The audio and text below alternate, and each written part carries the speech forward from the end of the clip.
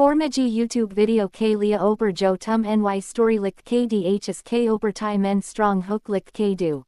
Hook jandar.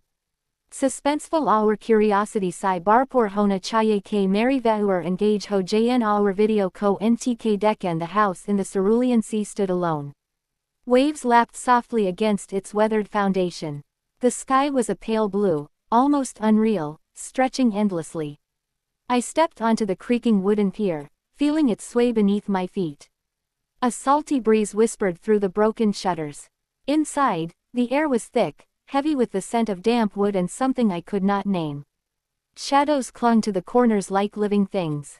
Every step I took echoed, hollow and strange. I ran my fingers along the walls. They were cold, slick with moisture. A distant hum seemed to vibrate through the floorboards. I paused. The sound did not come from outside. It came from beneath me. A sudden chill crawled up my spine. I realized the hum was not music, not machinery, but a voice. Soft at first, almost pleading. Then louder, closer, impossible to ignore. I turned, heart hammering, to see the shadows shift. The air seemed to thicken. The voice now whispered my name. I felt the floor beneath me tremble. Something moved in the darkness. And then I saw it. And then I saw it. A figure, half shrouded in shadow, emerged from the darkness at the far end of the hall. It moved slowly, almost gliding, though the floorboards beneath it did not creak. Its form was vague, shifting, as if it could not decide what it wanted to be. I wanted to run, yet my legs refused to obey. My eyes strained, trying to focus on it, trying to pull its shape into something familiar.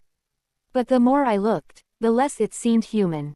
Its face, if it could be called that, flickered between expressions, pain, rage, and something terrifyingly neutral. A sudden gust of wind slammed the broken shutters, and the figure's form dissolved for a moment, replaced by the empty hall I had just walked through. I gasped and stumbled back. The voice returned, closer this time, layered as though multiple voices spoke at once. It whispered secrets I did not understand, words that were sharp as knives and warm as breath on my skin. The temperature in the room dropped. Frost began to creep along the wooden floorboards and the edges of the furniture.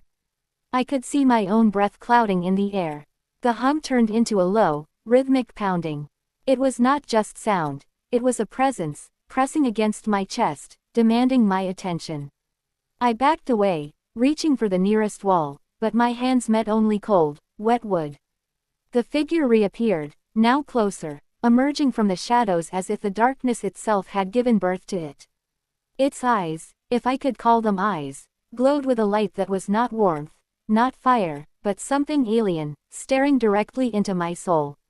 I wanted to scream, but no sound came out. The walls around me seemed to bend, shifting imperceptibly, like the house itself was breathing. The floor trembled again, harder, and the hum became a deafening roar. Something brushed against my arm. I looked down and saw a hand, translucent and pale, with fingers that stretched and curled impossibly. It left a trail of frost and condensation in its wake. I tried to pull away, but my feet were frozen to the spot. The figure leaned closer. I could feel its presence inside my head now, not through sound, but thought, invasive and relentless. Images flashed, memories that were not mine, places I had never been, and faces that twisted in silent screams. The room around me dissolved into a swirling haze of cerulean light and shadow. I realized the house was not just in the sea. The sea was in the house.